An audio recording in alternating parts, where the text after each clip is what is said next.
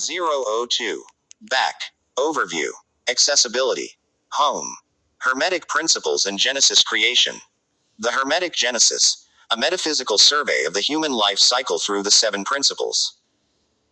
The convergence of ancient Hermetic philosophy and the foundational cosmogony of the Book of Genesis offers a profound framework for understanding human existence not merely as a biological progression, but as a sacred, recursive creative act.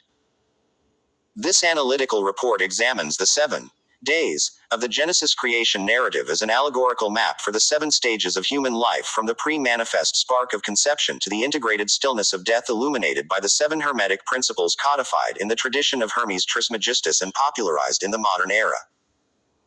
By synthesizing these 2 distinct yet parallel systems of thought, the analysis reveals a perennial philosophy that views the individual as a microcosm of the entire ordered universe, where the internal psychological development of a human being mirrors the macroscopic emergence of light, form, and life from the primordial void. Conception and the primordial spark, the principle of mentalism. The genesis of any human life begins in the realm of the unmanifest, governed by the Hermetic principle of mentalism, which posits that the all is mind, the universe is mental. In the context of the individual, this stage represents the spark before form, the period where the idea of a person precedes their physical instantiation. Mentalism suggests that consciousness is the fundamental reality, and matter is a subsequent condensation of mental intention. The void and the spirit of intention. The narrative opening of Genesis, describing a world without form and void, where darkness covers the face of the deep, serves as the psychological landscape of preconception. This void is the infinite potential of the universal mind. The movement of the Spirit of God upon the face of the waters signifies the first pulse of creative intent, the meeting of 2 people and the desire that precedes biological union. This alignment suggests that no human exists by accident. Rather, every person is a thought spoken into the silence of existence. Let there be light, the binary of existence. The command, let there be light, marks the transition from pure potentiality to specific manifestation. In human development, this is the moment of conception where the unseen becomes seen, and the word becomes flesh. This light is not merely physical illumination but the ignite of individual consciousness, the divine image, being set into the clay of matter. Hermetic concept. Genesis imagery. Human life parallel. Metaphysical significance. The all is mind. In the beginning. The idea of the child. Thought is the first cause of being. Mental transmutation. Spirit moving on waters. The moment of conception. Shift from unmanifest to manifest. The creative word. Let there be light. The genetic spark. Information is the blueprint of life. The infinite mind. Darkness over the deep. Pre-embryonic potential. The soul is an emanation of the One. This first stage establishes the ontological priority of the mind over the body. As the child begins their journey, they carry the signature of the Creator, an embedded grammar of divinity that will unfold according to universal laws. The transition from day 1 to day 2 in Genesis represents the stabilizing of this mental spark into a defined biological space. 2. Gestation and the fractal womb, the principle of correspondence. The second stage of development is governed by the principle of correspondence. As above, so below; as below, so above. During the period of gestation, the womb acts as a literal microcosm of the cosmic creation. The developing fetus follows a blueprint that mirrors the macroscopic ordering of the universe, where DNA serves as the divine code encoding the macrocosm into the micro. The firmament and the division of waters.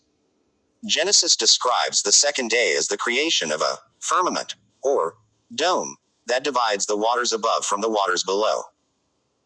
In the spiritual anatomy of human gestation, the amniotic sac serves as this firmament, creating an ordered, protected environment within the mother's body who, for the unborn, is the entire universe. This separation is essential for the transition from chaos to order, allowing a distinct life to flourish in a state of aquatic suspension. The umbilical cord is axis mundi. A critical insight within this stage is the symbolism of the umbilical cord.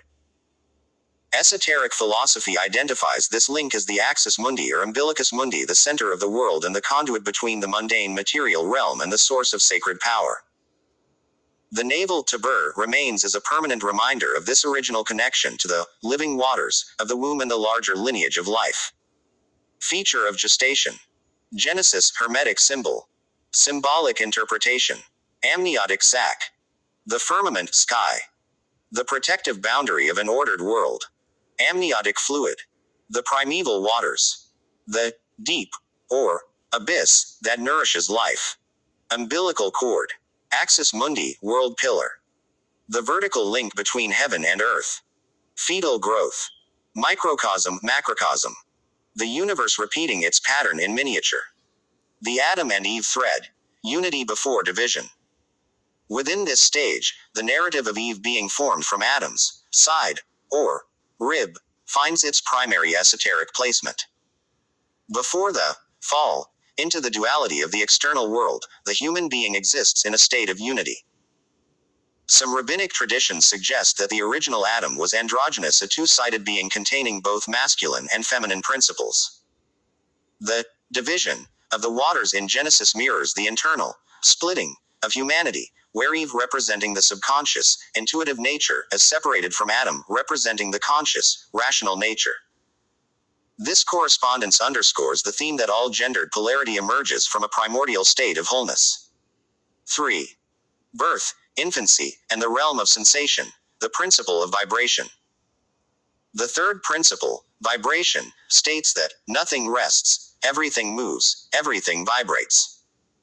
The transition from the stillness of the womb to the explosive motion of birth marks the individual's entry into a world of overwhelming vibrational intensity. This stage corresponds to the third day of Genesis, where dry land appears and vegetation erupts into life. The first breath and the cry of the soul. The moment of birth is characterized by the first breath, the ruah or spirit entering the body. This is the literal vibrational ignition of the independent human machine. The infant's cry and gasping represent the soul's reaction to a world of sudden light, sound, and touch. In Hermetic terms, birth is a shift in frequency. The soul moves from the low frequency, dense vibration of the watery womb to the high frequency, subtle vibration of the air and spirit. Vegetation and the sprouting of experience. The biblical imagery of grass, herbs, and fruit trees yielding seed, after their kind, reflects the rapid, organic growth of the infant. Just as the earth brings forth life on the third day, the infant erupts into a state of pure experience without the dampening filters of language or social category. Everything for the infant vibrates with newness, a heartbeat, a rooting instinct, a blinding light. Infancy element. Vibration, Genesis parallel.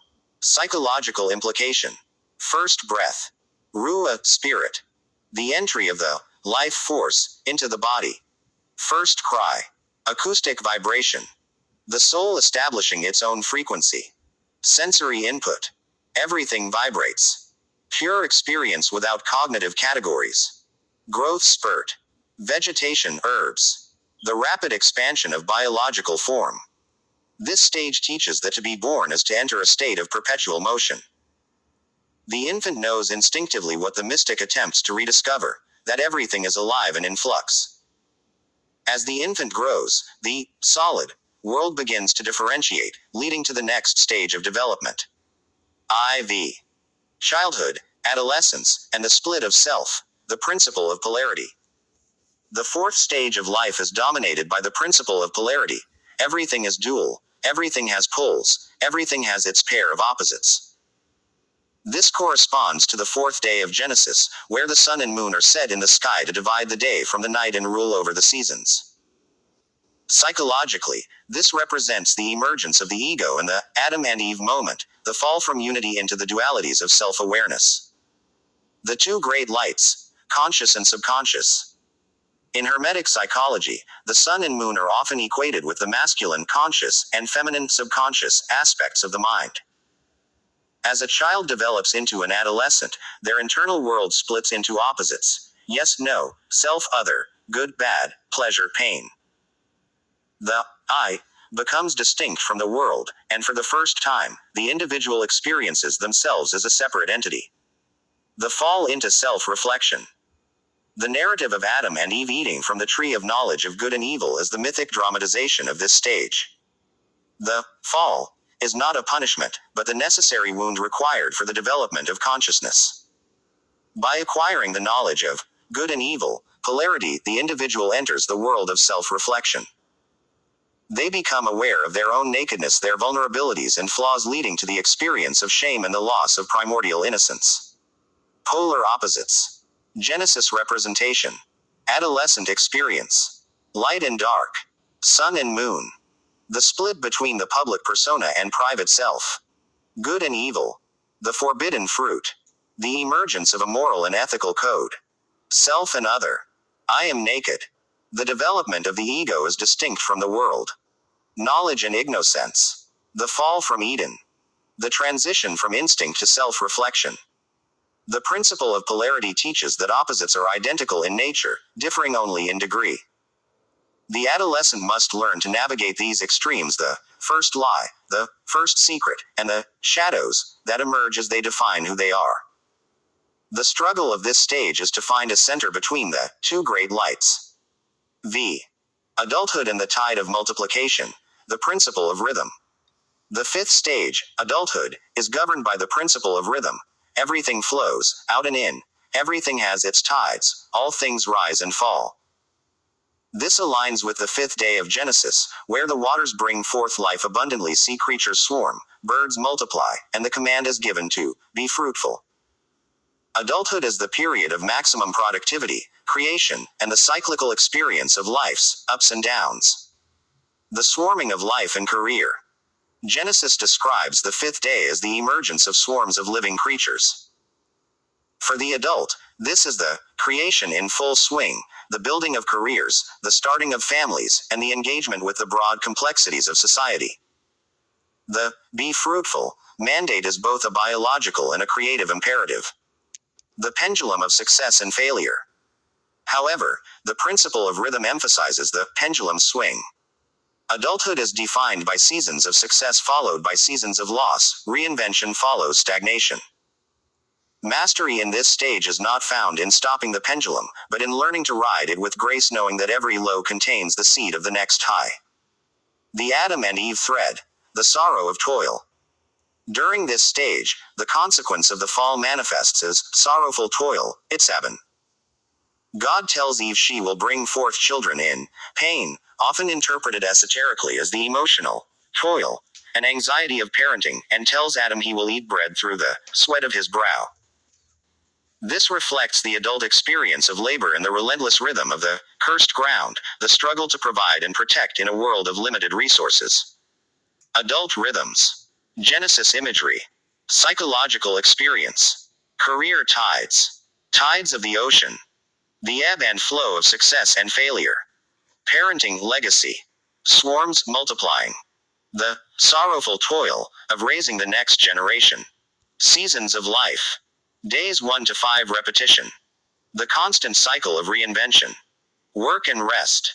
Evening and morning. The metabolic and creative heartbeat.